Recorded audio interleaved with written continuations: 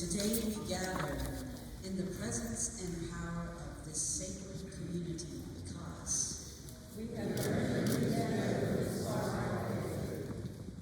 Together we gather in full recognition of all that is challenged or at times even broken us because the Holy One is our ever-present help in times of trouble.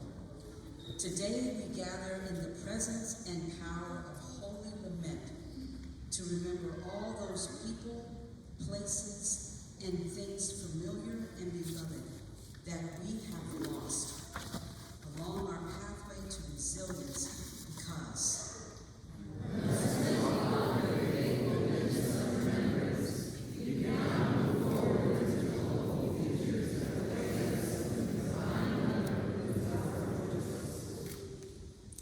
in this moment, let us offer our hearts to the presence and power of sacred silence.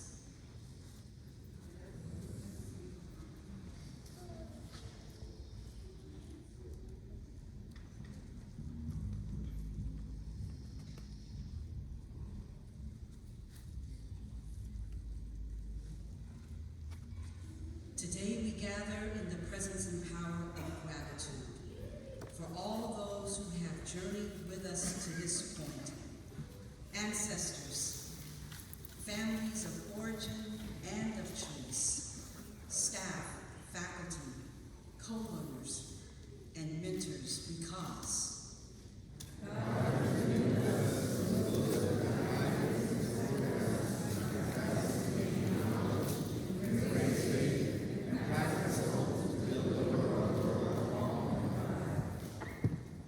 Today we gather in the presence and power of divine strength and courage that transcends the fear and turmoil that may threaten to overwhelm us because we live and move and have our being in the Creator Most High, who has not and will not fail us, and who will sustain us on this day and on all days to come. Let us worship in presence and power. Now I invite you to stand and join with us in the gathering hymn, Great is Thy Faithfulness, found on page 6.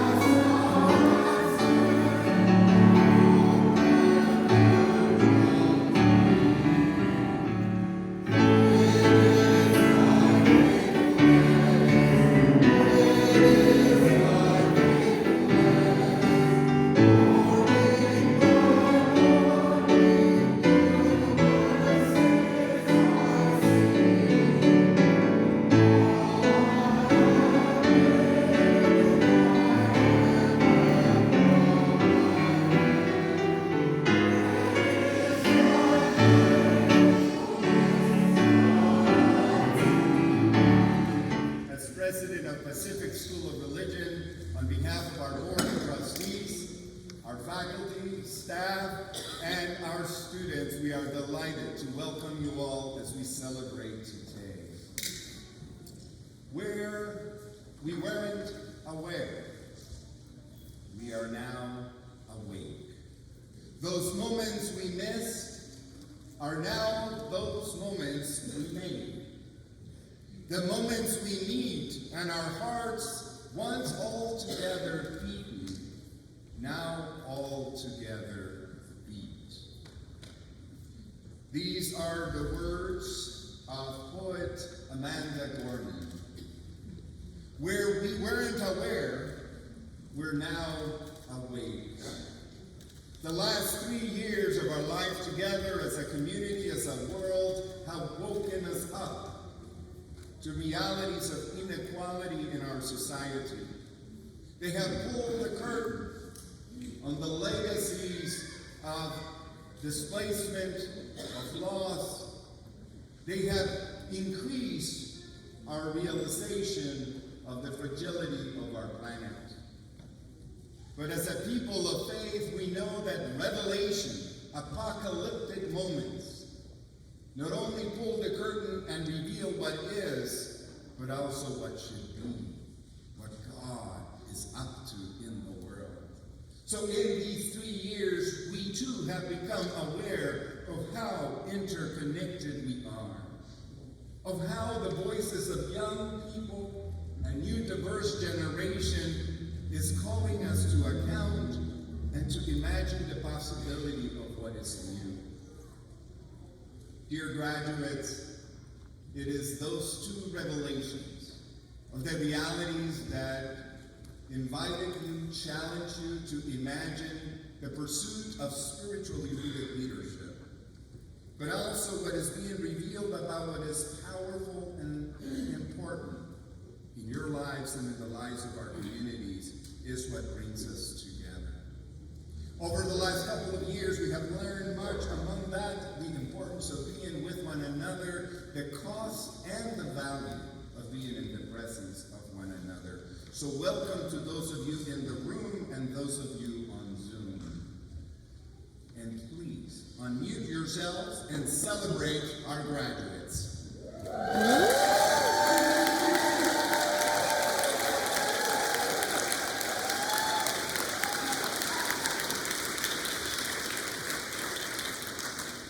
In the face of global uncertainty and rising Christian nationalism, we must tell anew an ancient story. The kind of story that finds the divine born off Broadway, proclaiming good news to the poor and freedom to the captives, and constantly calling us to go al otro lado, to the other side.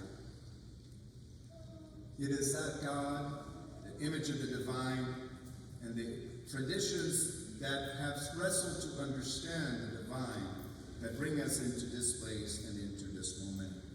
Graduates, as you began your journey at PSR, I promised to you that we would do 3 things: to blow your mind, to embolden your heart, and to strengthen your hands. It is my prayer that the time you have spent with us have helped to blow your mind, to expand your understanding of the things you care deeply about, and place them into a larger whole.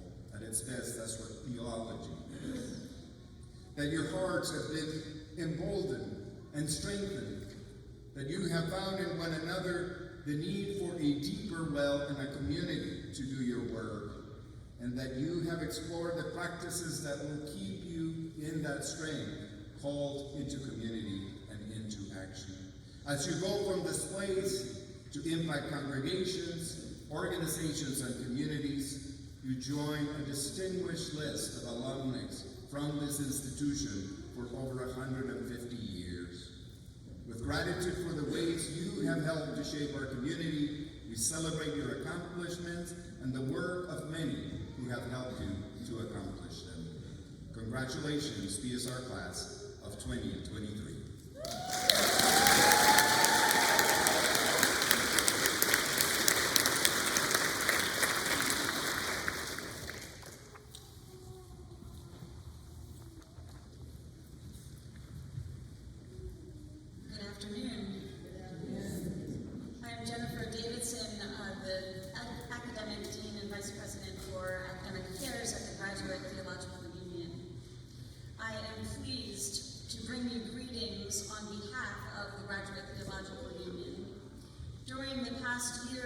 Celebrated the 60th anniversary of the GTU, which was founded in October 1962. This remarkable consortium of schools, centers, and affiliates has grown from humble beginnings to include Protestants, Catholics, Orthodox Christians, Jews, Muslims, Baha'is, Buddhists, Hindus, and other Dharma traditions. We study theology and religion together, not in isolation, but in relation to the wide world of human knowledge found in natural and social sciences, in culture and the arts.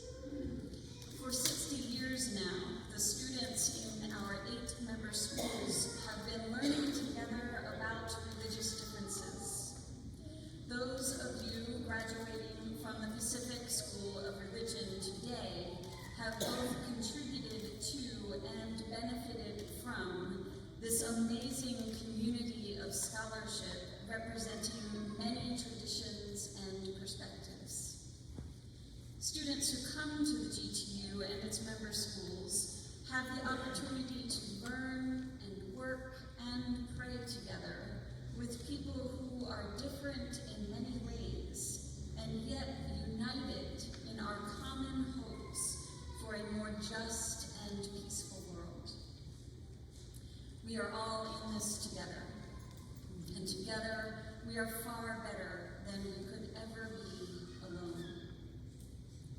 Graduates, on behalf of all your colleagues throughout the GTU, I offer you congratulations on your accomplishments and best wishes as you embark on whatever adventures await you in the future. We are proud of you and grateful for what you have brought us in your time here. May you be blessed today in this celebration so that you may continue to be a blessing to others.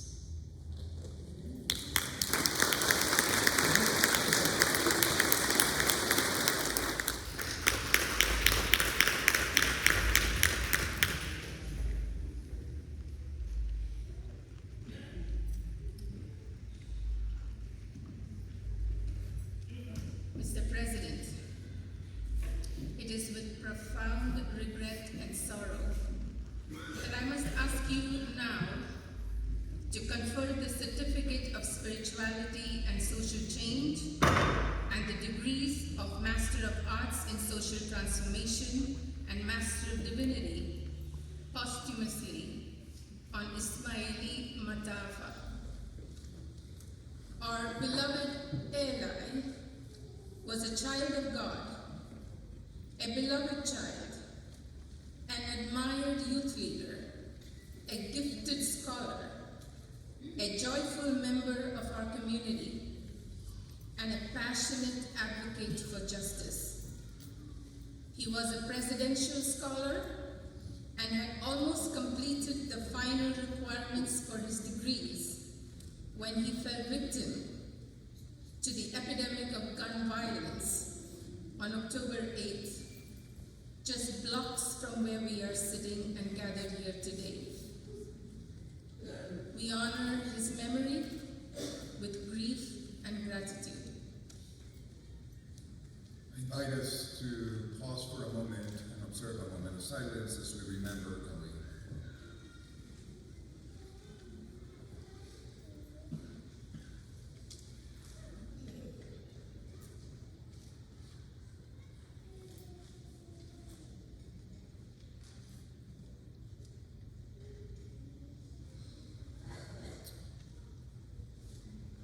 In the name and under the authority of the faculty and trustees of Pacific School of Religion, I confer posthumously upon Isamaeli Mataafa the Certificate of Spirituality and Social Change, the Master of Arts in Social Transformation, and the Master of Divinity. The diploma will be accepted by his parents, Anita and Oti Mataafa. Please come forward.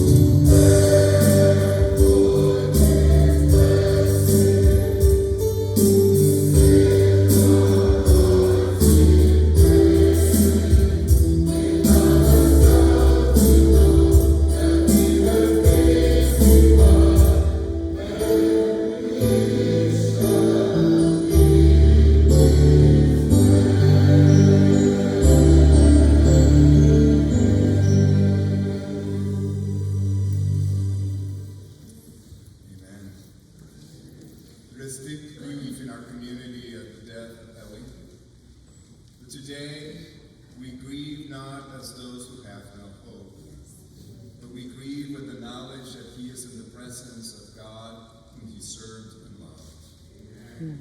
Please, let's give a huge round of applause for an incredible life.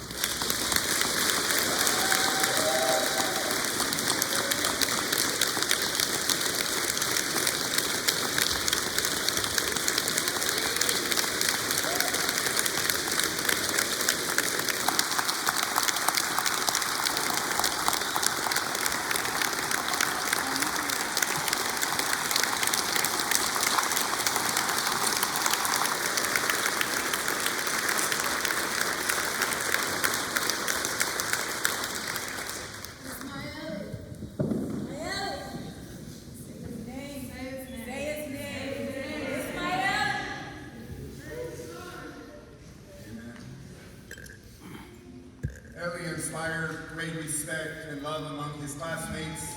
We have honored his memory by dedicating a peace garden on our campus to reflect his commitment to environmental justice. We will further honor him by awarding a presidential scholarship in his memory. I am delighted to announce today that we have awarded the Isamaeli Mataafa Presidential Scholarship to Tui Tui Otonga Farani. Like Eli, Tui Tui Otonga is a graduate of Kananafo Theological Seminary in American Samoa who desires to pursue his call to ministry. Mirroring Eli's commitments, Tui Tui Otonga stated in his application for admission to PSR, there is a saying in the Samoan culture that goes, Ole ala I le pule ole tau tau, which means the path to leadership is through service. I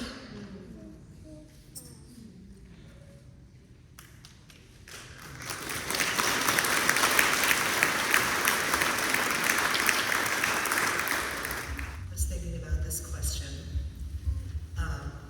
and I plan to work as a chaplain when I graduate, and will be doing a residency at Augusta University Medical Center. It's a one-year residency, but I'll be there for a little longer than that because I'm doing a university before I start.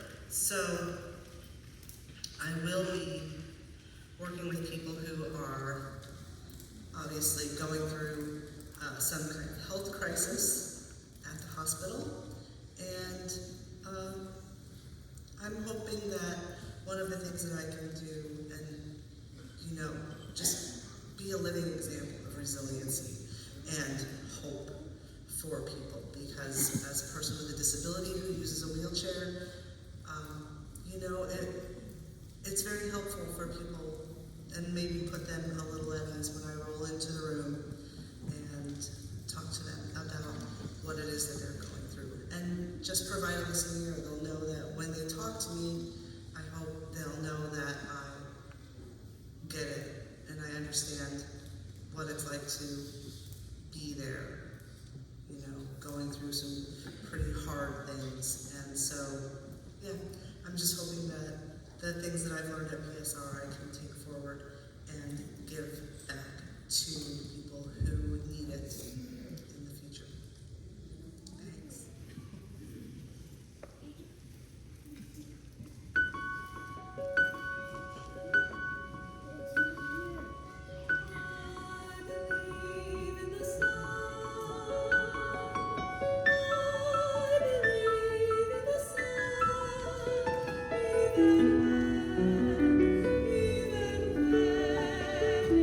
It's not shine.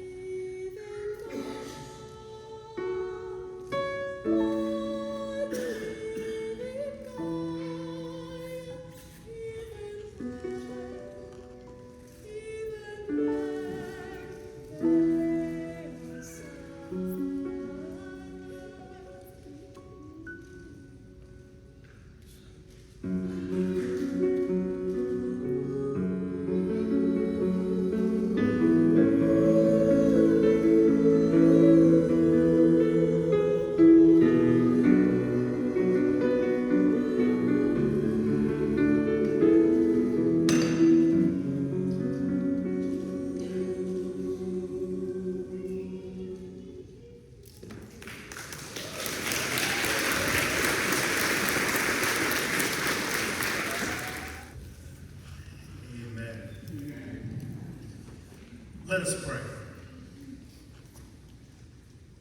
Dear God, in these brief moments that we are here, I pray that you will open our hearts so that we may receive that which you have for us to receive. And as always, may the words of our mouths and the meditations of our hearts be acceptable in thy sight, O Lord, who is our rock and our Redeemer. Amen. So good afternoon and peace to you. It is my great honor to be before you today.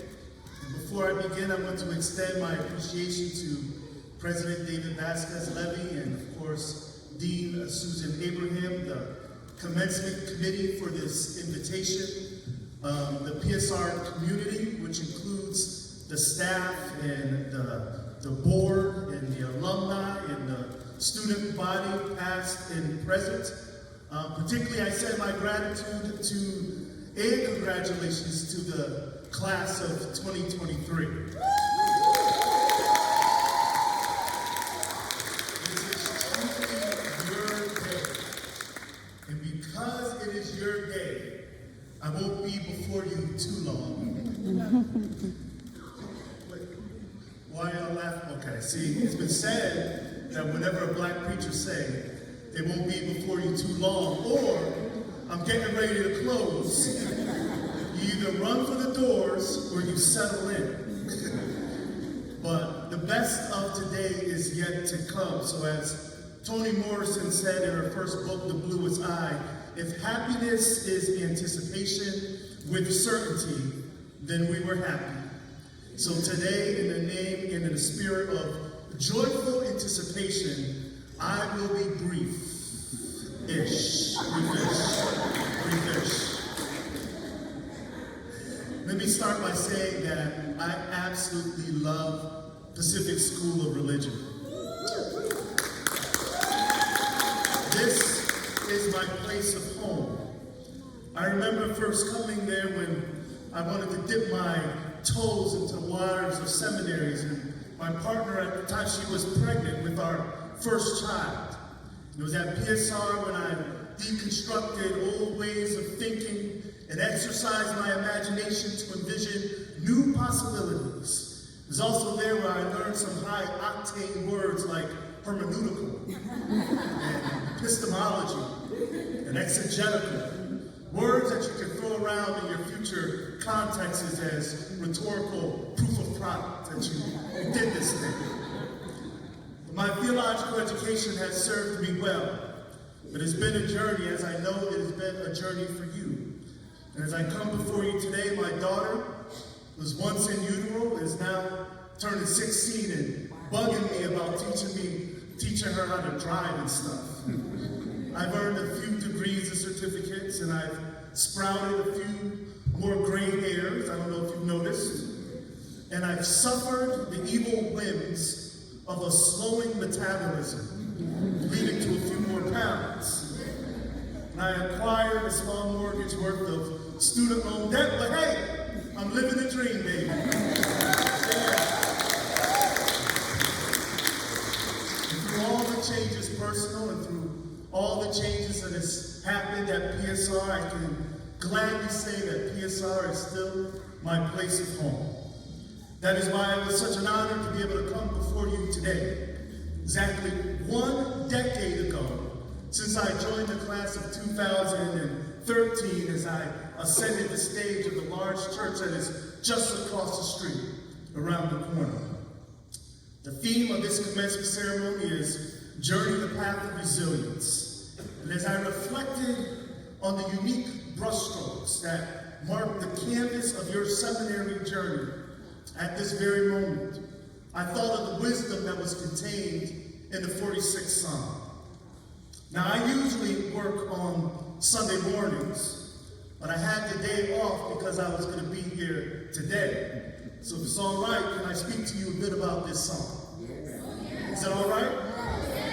All right, well, this song is usually classified as a song of trust, but by some scholars classify it also as a song of Zion because of the city of God phrasing and the references to the holy habitation of the Most High where God is in the midst. Now, some in this room may say that this ancient psalm functioned prophetically and spoke of a holy hill in Berkeley, wherein lies an unafraid seminary where God is in the midst. But although the psalmist, on a literal level, could have been speaking to the specific places of Jerusalem or maybe the site of the temple, the language also functions symbolically. In short, Psalms 46 and other songs of Zion are ultimate proclamations of God's universal presencing and power.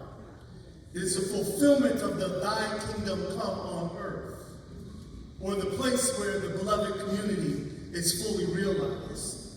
But before we even get there, there's this top line statement in the first verse that sets the tone, and I think it speaks to your journey of resilience. It says, God is our refuge and strength, a very present help in times of trouble. And as the psalmist engaging in some poetic flourishes goes on to say, therefore we will not fear, though the earth should change, and though the mountains shake and crumble into the heart of the sea, and though its waters roar and foam, and though the mountains tremble with its tumult. These verses depict creation in utter disarray, earthquakes and storms and floods. And the ancient people who heard this text understood that all of these phenomena in nature acted as forces of chaos and conveyed an anxiety that the world was slipping out of their control. And as I think about your journey, becoming a seminarian 2019 or 2007 or 2020, I would say that it qualifies not only as a time of trouble and a time when it seems like the world is slipping out of control, but also a time of changing, of shaking, of trembling, of roaring, and indeed crumbling.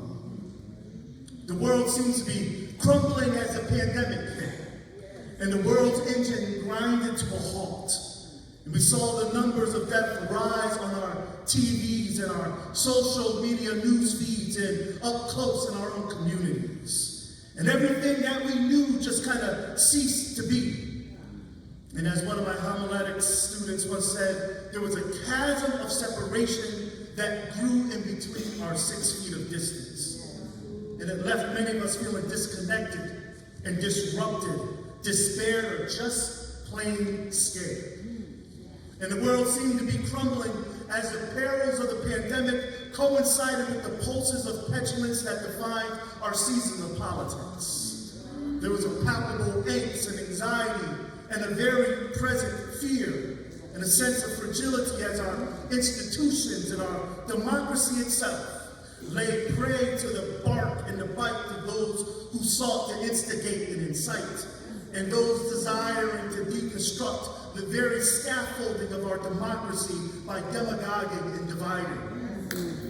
And the world seemed to be crumbling as this country had to reckon with the ugly face of white supremacy, and patriarchy, and homophobia, and this whole slew of a whole bunch of other isms that just lies below the veneer. Violence against folks like George Floyd and Breonna Taylor and the Salts and those in the Asian and the Pacific Islander community, and the outright attacks against our LGBTQ plus siblings who face hate in their homes and on the streets and in school board meetings and in state house legislative sessions. I don't need to enumerate all of the contexts of crumblings that you have faced. You lived it. And we will continue to go through it. But what is amazing, my people, is that as a testament to your resilience and God's faithfulness, is that through it all, you not only came to PSR, but you struggled and you thrived, and now we are here. Alive in this moment. Now, at this time, I could insert a timely joke about Zoom classrooms and the constant reminders to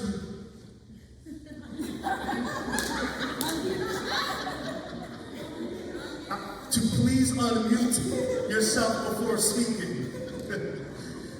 I know that it wasn't easy, but I also know that you made it through the crumblings because you held in your heart the hope of God's helping hand. The one, as my grandmother would say, has everlasting arms on whom we can lean on. The one who shall not be moved despite the shakings in our society. The one whose presence is as certain as the sun that rises when the morning dawns. And even if we don't perceive it shining, we can still believe in it like love. You made it because despite it all, your soul was able to be quenched by that metaphoric river, whose streams make glad the city of God. So see, I'm not talking to the city. Let me talk to the other folks. See, here at PSR, we are taught to consider our contexts seriously, both externally in critical analysis and internally as we reflect and have self-examination. And when I read about that gladdening a river contained in that scriptural term towards hope, a hope that saw y'all through, a hope that saw many of us through, I thought of my resources of resilience embedded within the river language within Black folk religious traditions. Many centuries after the psalmist wrote, the poet Langston Hughes spoke of rivers, not in Zion, but the ancient ones, dark and dusky. And it reminded me of a people whose souls run deep like those who laid burdens down by riversides after walking dusty roads, carrying naught but prayers born of not wanting to study war no more. And I was reminded of resources of resilience as I imagined the crossed over rivers like the Ohio, with steal away waters to which we would go, waters that God would trouble when that sweet chariot swung low, waters in which we had to wade with freedom laid up in our bosoms, with a gaze towards the North Star, and with Zora's wisdom our eyes were watching God. A God in whom we can trust, for the same one who watches the sparrows we knew watches over us. And I was reminded of my resources of resilience as I imagined the dark waters of the Patuxent River, waters that delivered sacred space in the country parts of Maryland. I could see images of my parents' clad in white, marching to be baptized and immersed in waters and rise into this swirling cloud of holy folk, surrounded in witness with the beauty of faces, jet black in visages, singing, "Take me to the water." And Nina Simone tones with a faith forged in fires, and it remained a faith that was shut up deep within their bones. And for the faith community of my ancestors, and in many religious traditions, Christian or otherwise, river language had been a place that signified a passing through, a space of sacred transition, and a place of resilience. This is what you've gone through. And in the future, though you may not go through the level of challenge embodied by the pandemic, you will inevitably encounter moments of crumbling. And when that happens, I encourage you to go down by the riversides of your own resources of resilience. It may look a little different contextually than mine, but generally going down by the riversides of resilience reminds us that we are not perfect or defined by our perceived flaws, but that we are ever connected to the divine who loves us, not despite us, but because of who we are. That we are unique gifts, or they called to be of service to this world.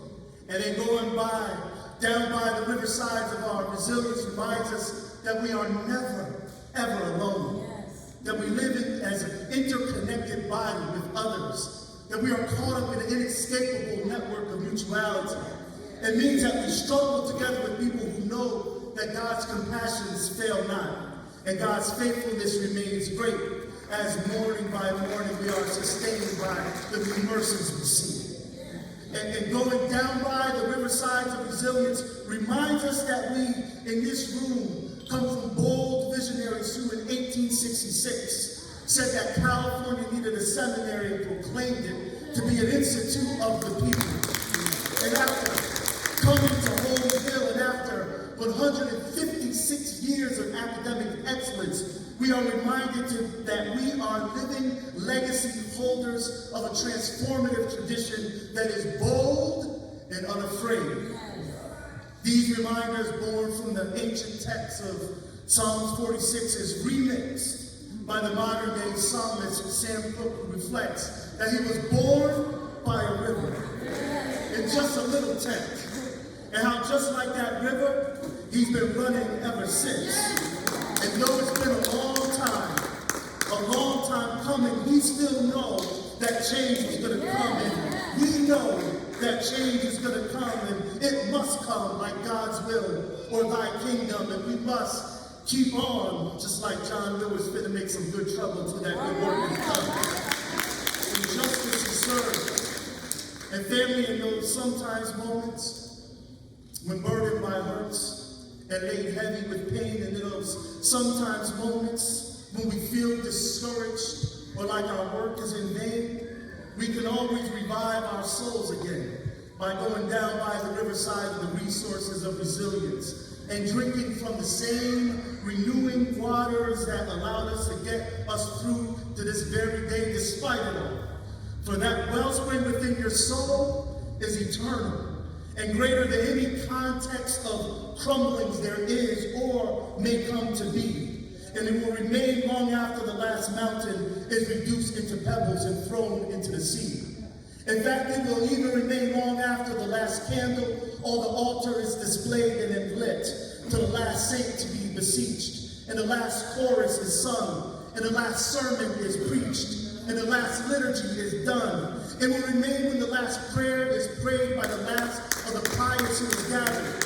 In the pages of the scriptures, in the holy books, and every religion lay tattered, and a crumpled parchment lay withered, and even the doors of every seminary lay shuttered, and the last stone and plank and brick and mortar from every temple, synagogue, a mosque, a shrine, altar, or church falters and rejoins the elements of this earth, and the houses of God that stood as symbols of our faith vanishes without a trace. Even then, there will remain a river. Whose streams make glad the city of God. God is in that midst, and God shall not be moved. My people, I started by saying that I love Pacific School of Religion. This is my place of home, and as such, you are all family. I'm glad that you made it through all the shakings and the changings and the tremblings and the roarings and the crumblings. And you have come to this place of passing through waters, a space of transitions, and I know that you can sing a song of Zion even if you find yourself by the rivers of Babylon. I am grateful for that, and I take great joy in being able to say congratulations on this day of commencement. May God continue to be the source of your resilience, your refuge, and indeed, your river. Amen.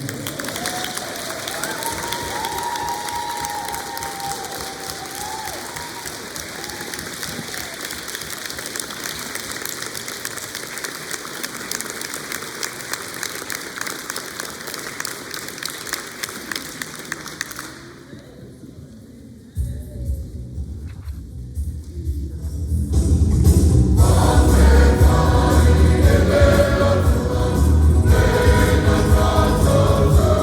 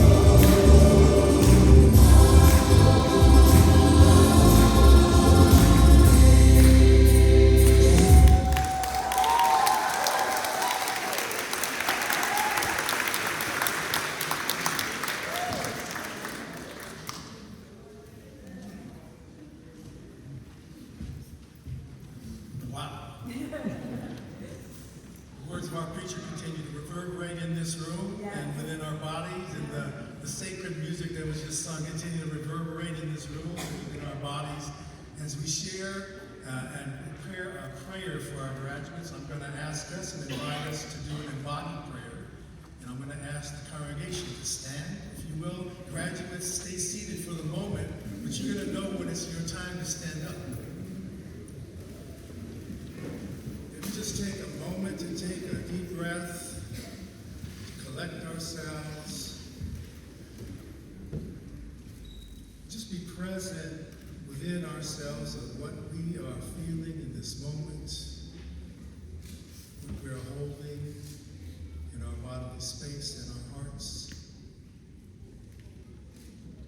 And as we call upon all of the names of the sacred, present with us along with our spiritual ancestors, who grace us with their presence, we invite us into an open-eyed prayer and ask our congregation members to have your palms open in a position of receiving and giving.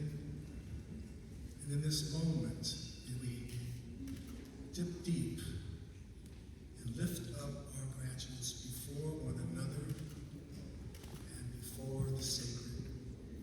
May we do it with a little bit more intentionality and energy. May we lift them up so they may rise up as they are rising up right now. Yes. Graduates, I invite you to hold your palms open. Reflect upon your time at PSR. Reflect upon the gifts that you may have been given during your time here. Gifts of friendship, gifts of learning, gifts of healing, gifts of inspiration. And if you've received such gifts, may you hold them in your palms, bring them to your heart, and give gratitude to God, the sacred one who gives us life. May we do that once again, open our palms and bring them to our heart. May we do that once again. And just in case we missed it the first and second time, hold it in our palms and bring it to our hearts, giving thanks to God 1,000 times thank you. 1,000 times thank you. 1,000 times thank you. Congregation, may we open our hands and think about our relationship with our beloved graduates. And what are the gifts that we have received from them? Family members here, friends that are here. What are the gifts that we have received from them? If we receive such gifts, would we bring them from our palms to our hearts, saying thank you to God.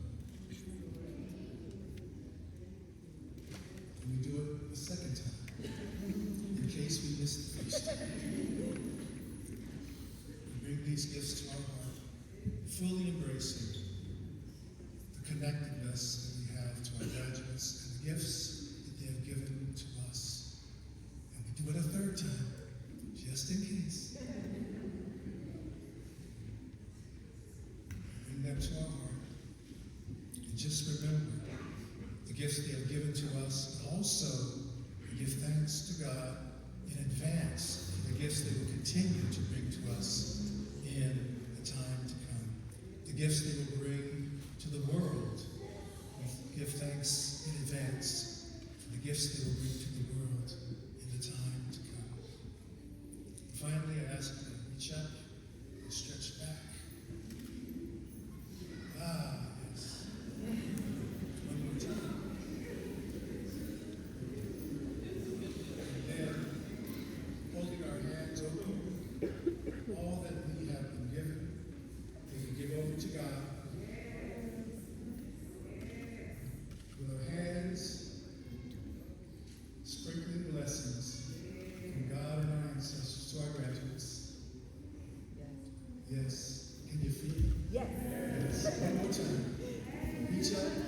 let us reach up and reach up and reach up, because we're continuing to reach up for that higher calling the divine calls us into being. We sprinkle down those blessings to our graduates. Can you feel it? Yes. One last time, we reach up. And we say hallelujah, hallelujah, hallelujah. Thank you, God. And they all pass it to say amen.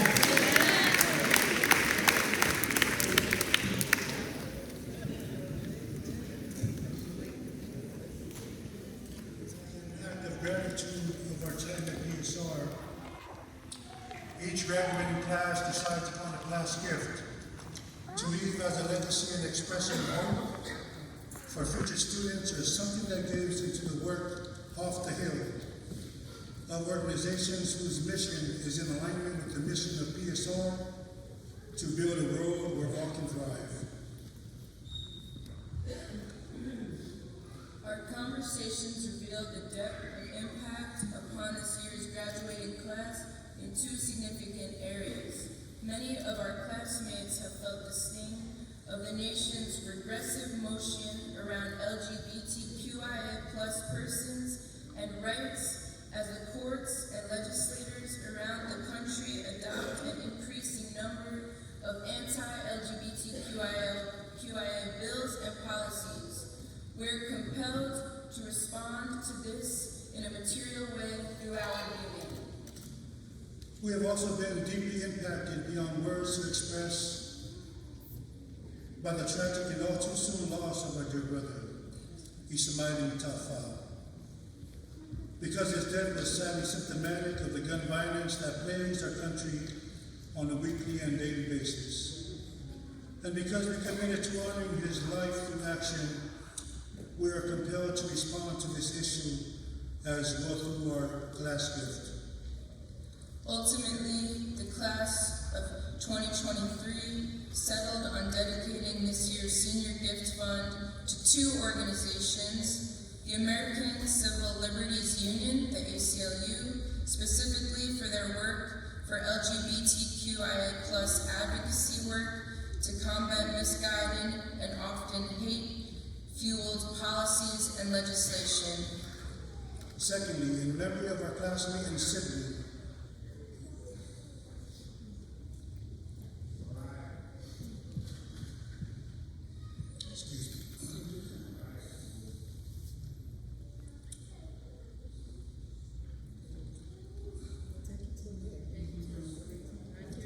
Isamaeli.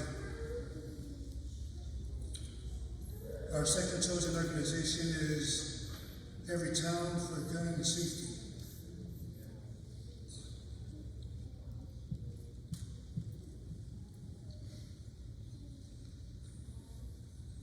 Sure thought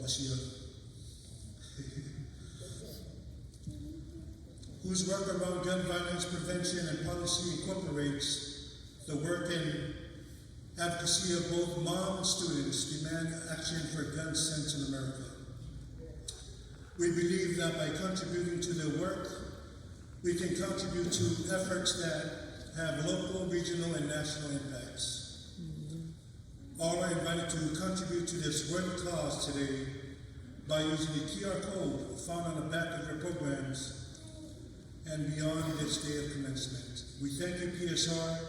We thank you, families and friends, in partnering with us in this endeavor. Thank you.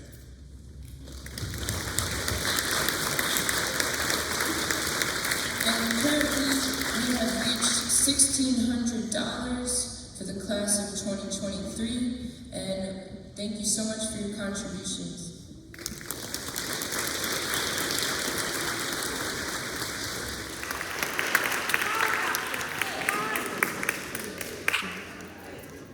Mr. President, because these students have completed a prescribed course of graduate professional study that integrates research on praxis with theoretical analysis and theological reflection for the good of communities of faith, and presented a thesis, I am authorized by both of the faculty and the trustees to present them as candidates for the degree of Doctor of Ministry.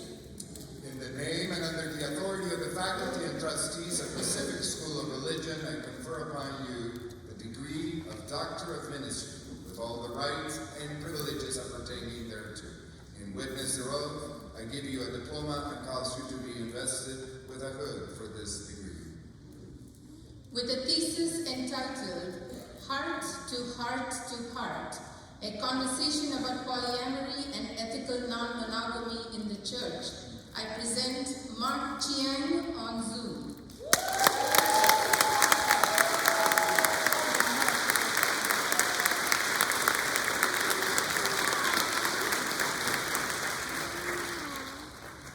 With a thesis entitled Wade in the Water, a theology of radical resistance in the Negro spirituals, I present to you Patricia Gill.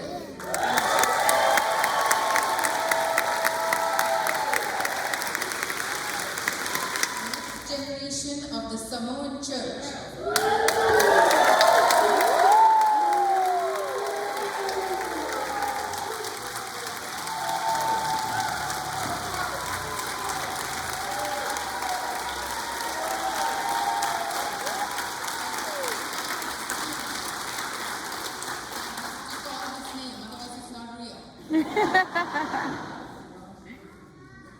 With a thesis entitled The Next Generation of the Samoan Church, I present to you Sahue Ulufale.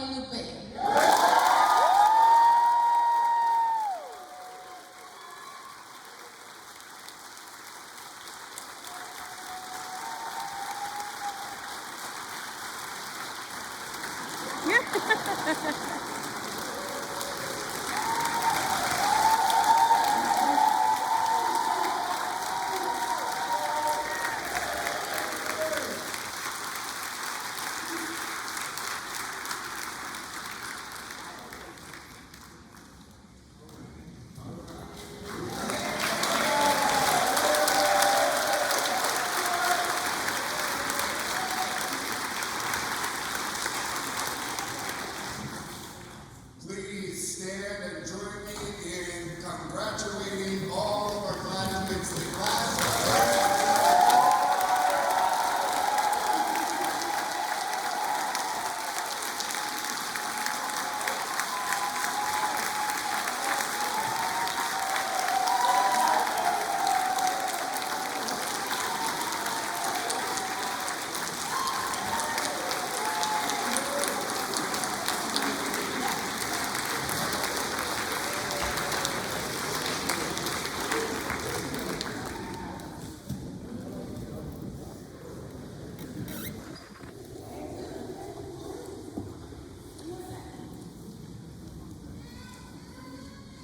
This year, much to my shock, this graduating class asked me to provide the valedictorian charge, which has created no little bit of angst in me.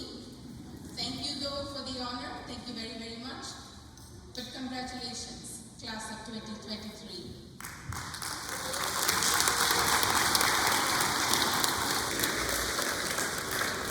You have made us proud in so many ways, but above all, we, the staff and faculty at PSR, are proud of your efforts to finish your academic career here at PSR with integrity, perseverance, and a sense of purpose.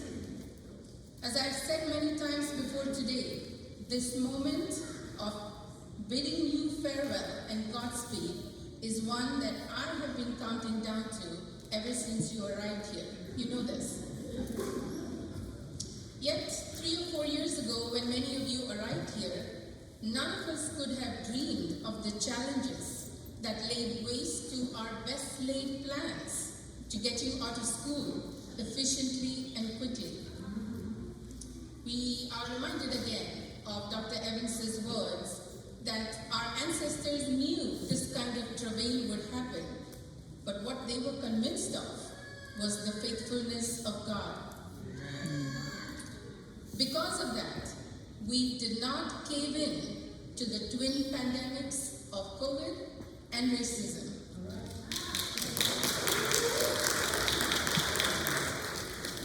You persevered and demonstrated what great resilience looks like. You have persevered and stayed in hope when the epidemic of gun violence in this country creates despair and pain and the loss of so much, including our brother. You have shown us how to embrace faith even in the face of death. This planet and our world are on a calamitous trajectory to destruction. And those of us who are earth lovers here remind us that this planet needs our care right now. You have shown us how we can plant hope by cultivating relationships and seeds of life wherever we are. There is so much more for you to think about as you get ready to step out into a world, but a world in which danger is actually alluring and falsely comforting. It is to this last I will focus some of my comments today. We all are caught in a confusing web of rhetoric spurred on by the co-opting of religion in two ways. One, it is co-opted by capitalism, so I'm going to call it Christian capitalism. And on the other, it is co-opted by, as President Vasquez-Levy reminded us earlier, a virulent and racist form of nationalism. We call that Christian nationalism. Neither Christian capitalism nor Christian nationalism are conducive to the strategic solidarities we urgently need today.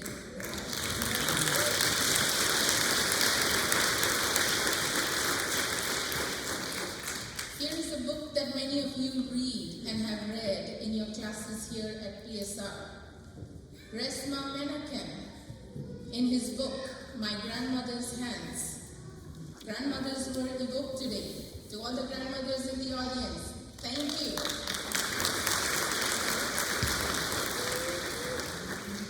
My Grandmother's Hands says it in this way: the deadliest manifestation of white fragility is its reflexive confusion of fear with danger and comfort with safety. We are unable to recognize our fear, even when there is no danger. We are unable to recognize that our need for comfort is not the same as our need for safety.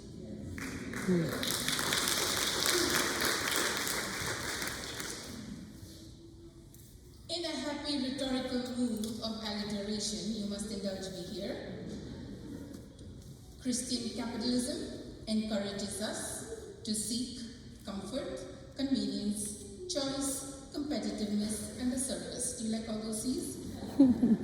As if these are absolutely necessary to our lives.